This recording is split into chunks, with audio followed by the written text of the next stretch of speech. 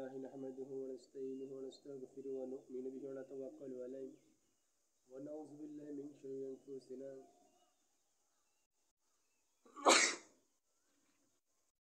ومن سيئات أعمالنا من يهده الله فلا مضل له ومن يضلل فلا هادي له فلن تجد له وليا مرشدا ونشهد أن لا إله إلا الله وحده لا شريك له والذي لا ضد له ولا ند له لا مثل له ولا مثيل له لا وزير له ولا والد له وهو الوحيد الفرد الصمد لم يلد ولم يولد ولم يكن له كفوا أحد. Alhamdulillah. May Mataram highest to Ajio. My dear guys, at first take myself Assalamu alaikum. আজকে নতুন এক প্রোগ্রামে আপনাদের কাছে নতুন এক প্রশ্নের উত্তর নিয়ে উপস্থিত ইনশাআল্লাহ। আশা রাখি আমার মাই ডিয়ার ব্রাদার সিস্টাররা সবাই ভালো আছেন, সুস্থ আছেন, এই প্রত্যাশা রেখে আমি আমার প্রোগ্রাম শুরু করছি। মহাতারাম ভাইয়াদুল হাজিরিন, মহান আল্লাহ রাব্বুল আলামিন 5 ব্যক্তির নামাজ কখনই কবুল করবে না। আজকে কোন 5 ব্যক্তির নামাজ আল্লাহ তাআলা কখনো কবুল করবে না, ওই প্রশ্নের উত্তর নিয়ে ইনশাআল্লাহ যদি আল্লাহ তাআলা কিছু কথা বলার তৌফিক দান করে দেয় ইনশাআল্লাহ বলার চেষ্টা করব।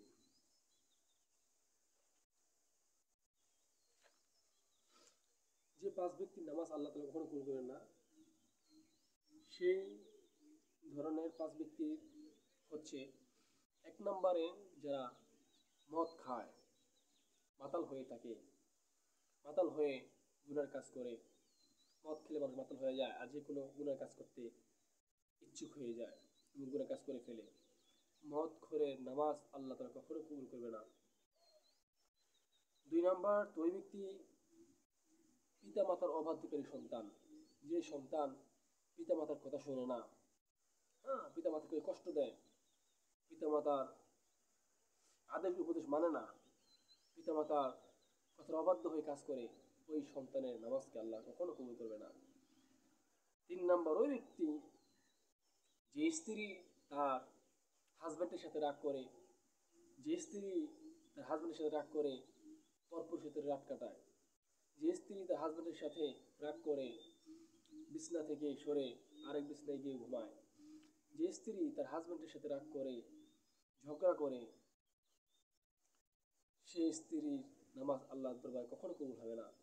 আর যে স্ত্রী তার হাজব্যান্ডকে কষ্ট দেয়, সেই স্ত্রীর নামাজ কখনো কবুল হবে না। যে স্ত্রী তার হাজব্যান্ডের হক নষ্ট করে, ওই স্ত্রীর নামাজ কখনোই কবুল হবে না, আল্লাহর দরবারে কবুল হবে না।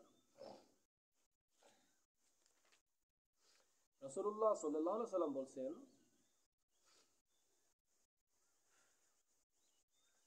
যদি কোনো নারী তার স্বামীর কাছে নারাজ হয়ে যায়, বা কোনো স্বামী যদি তার নারীর কাছে নারাজ হয়ে যায়, তাহলে ওই নারীর নামাজ কখনোই কবুল হবে না। এবং ফেরেশতারা সারা রাত বদদোয়া করতে থাকবে নারীর জন্য। নাউজুবিল্লাহ। 4 নম্বর, যারা মানুষকে দেখাবার জন্য নামাজ পড়বে, আল্লাহ তাআলা কখনো তাদের নামাজকে কবুল মঞ্জুর করবেন না। বরঞ্চ যারা মানুষকে দেখাবার জন্য নামাজ পড়বে তারা গুনাহগার হবে এবং কিয়ামতের ময়দানে তাদের বদলা দেওয়ার কোনো ক্ষমতা নাই। এর বেনিফিট দেওয়ার মালিক একমাত্র আল্লাহ তাআলা, বদলা একমাত্র আল্লাহ দিতে পারে। সুতরাং 4 নম্বর, ওই ব্যক্তি যে মানুষকে দেখাবার জন্য নামাজ পড়ে তার নামাজ কখনোই আল্লাহর দরবারে কবুল হবে না, বরঞ্চ সেই গুনাহগার হবে। নামাজটা একমাত্র আল্লাহর সন্তুষ্টির জন্য আদায় করতে হবে। এই জন্য ভাইয়া দোস্ত আজিও আমাদের সমস্ত ইবাদত, সমস্ত কিছু একমাত্র আল্লাহর জন্য হতে হবে। এবং 5 নম্বর, ওই ব্যক্তির নামাজ কবুল হবে না কখনো, সুদখোরের ব্যক্তির নামাজ কখনো আল্লাহর দরবারে কবুল হবে না। কোনো বিনিময় দেওয়া হবে না, কোনো বিনিময় দেওয়া হবে না। যে ব্যক্তি সুদ খায় তার নামাজ কখনো আল্লাহর দরবারে কবুল হবে না। আল্লাহ তাআলা আমাদেরকে কথা বোঝার মতো আমল করার মতো তৌফিক দান করে দিন। এই জন্য এই পাপ থেকে আমাদের হেফাজত থাকতে হবে। এই জন্য মেহে মহতরম ভাই দোস্ত হাজিরিন, আল্লাহ রাব্বুল আলামিন দুনিয়ার জমিনে অসংখ্য মানুষকে তৈরি করছেন। শুধু আল্লাহ তাআলা মানুষকে তৈরি করার পরে আল্লাহ তাআলা এই পৃথিবীতে পাঠিয়ে দিয়েছেন কি জন্য? আজকে আমরা আল্লাহ হুকুম অমান্য করতেছি, নবীজির আদেশ অনুযায়ী চলতে পারতেছি না, আল্লাহ হুকুম অমান্য করতেছি। আমাদের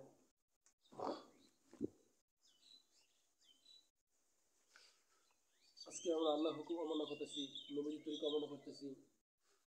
দুনিয়ার টাকা পয়সা, বাড়ি গাড়ি, ব্যাংক ব্যালেন্স, এগুলো থেকে আজকে আমরা দূরে, এগুলো নিয়ে আজকে আমরা ব্যস্ত হয়ে গিয়েছি। এই জন্য ভারত আজও কি আমার জিন্দগি কিভাবে আমি নবীর আদর্শে আদর্শিত করতে পারি, আমার এই ফুল বডির ভিতরে কিভাবে আল্লাহর হুকুম নবী থেকে আনতে পারি, এটাই হচ্ছে বড় চাওয়া এবং বড় পাওয়া।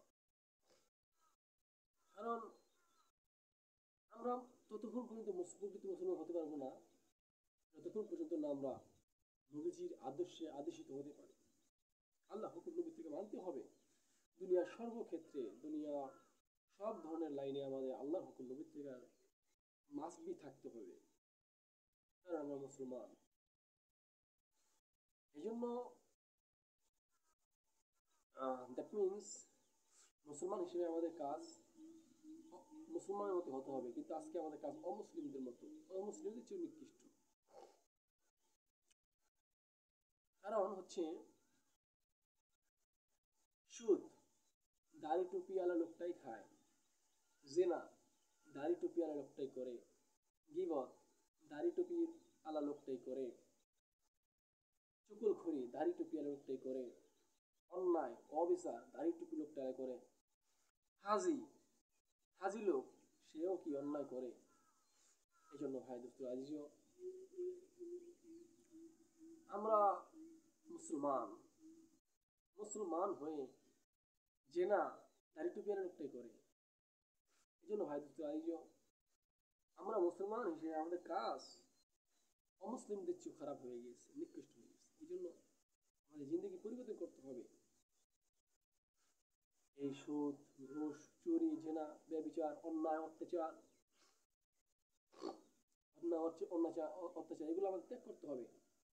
অন্তরের থেকে লোভকে দূর করতে হবে, হিংসা দূর করতে হবে, অহংকার দূর করতে হবে, তাকাব্বুরি দূর করতে হবে। কিসের এত তাকাব্বুরি, কিসের এত অহংকার?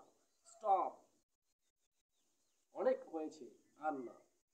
দুনিয়ার টাকা, দুনিয়ার টাকার জন্য আজকে আমরা পাগল হয়ে গেছি। কি হবে এত টাকা দিয়ে, কি হবে এত পয়সা দিয়ে, কি হতে হবে, কি হবে এত ধন সম্পদ দিয়ে? হ্যাঁ, কোনো লাভ নাই। আজকে দুনিয়ার জন্য আমরা কত পেরেশানি করতেছি, কিন্তু যে এখানে চিরকাল যেতে হবে। Think about that. Take the rest, take a break. Think about that. Think that you have to go back to your Lord. যেতে হবে একদিন আমাদের আল্লাহর কাছে। আর কি নিয়ে আল্লাহর কাছে চলে যাবো? দুনিয়ার জমিনে আসলাম, খালি হাতে আসলাম, আবার খালি হাতে চলে যাব। কথাটা কিন্তু পুরোপুরি ভুল। দুনিয়াতে আমরা সবাই খালি হাতে আসছি, কিন্তু খালি হাতে কেউ যাবো না ইনশাল্লাহ। হয়তো কেউ নেক আমল নিয়ে কবরে যাবে, আর নয়তো কেউ গুনাহ নিয়ে কবরে যাবে। এই জন্য ভাই দোস্ত আজিজও আমাদের এই হায়াত জিন্দগি, জীবিত থাকা অবস্থা আমাদেরকে কিছু করতে হবে। হায়াত জিন্দগিতে আমাদের নেক আমল, তাসবিহ তাহলিল কোরআন তেলাওয়াত জিকির আজকার সমস্ত আমল আমাদের পুঁজি করতে হবে। যখন এই সূর্য ওঠে, সূর্য থেকে যখন সূর্য অস্ত যায়, এই সময়টা সারাদিন আমি কোন কাজে ব্যয় করলাম, সারা মাস আমি কোন কাজে ব্যয় করলাম, সারা বছর আমি কোন কাজে ব্যয় করলাম, আমার বিষয় হচ্ছে এটা আমি আমার পুরো জিন্দগিটা কোন কাজে ব্যয় করতেছি। এই যুবক, তুমি জানো তোমার চলা এলাকা কাঁপে। যুবক, তুমি জানো তোমার চলায় বাজার কাঁপে। আর যুবক, তুমি জানো না তোমার শেষদা যে আল্লাহ আরশ কাঁপে। এই জন্য ভাই দোস্ত যুবক বয়সে ইবাদত আল্লাহ তাআলার কাছে অনেক পছন্দনীয়, অনেক মূল্যবান।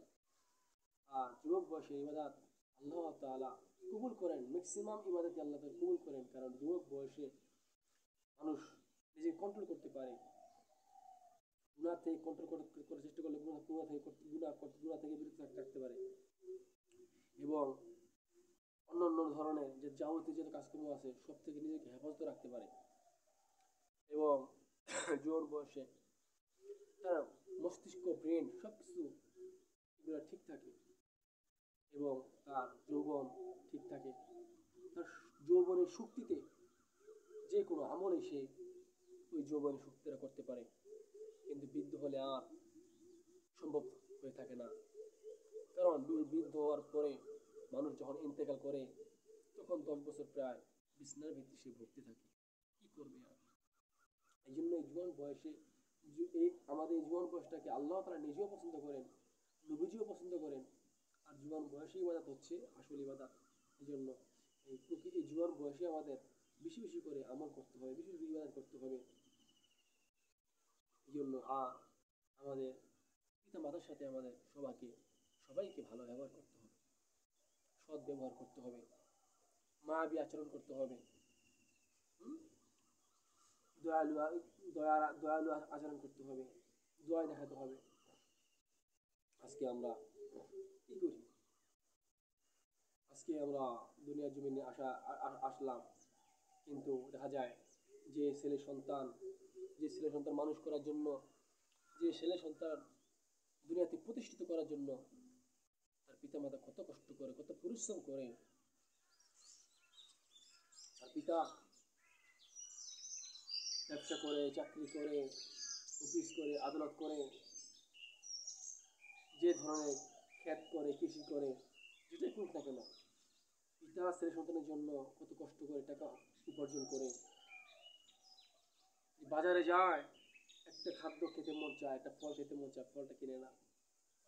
কত কিছু খেতে মন চায়, 10 টাকা দিয়ে একটা কিছু খেতে মন চায়, 10টা টাকা তিনি অপচয় করে না।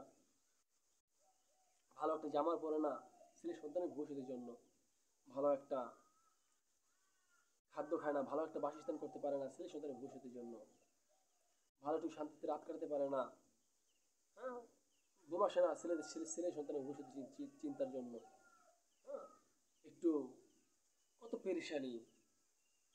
আর মাও কত কষ্ট করে, যে মার অনেক ভূমিকা রয়েছে, হ্যাঁ, মার ভালোবাসা, কত মহাব্বত, ছেলেকে সন্তানদেরকে ভালোবাসে, মহাব্বত করে, নিজে না খাইয়ে ছেলে সন্তানকে খাবার দেয়, রাতের বেলা প্রস্রাব করে দেয়, মা তার আঁচল দিয়ে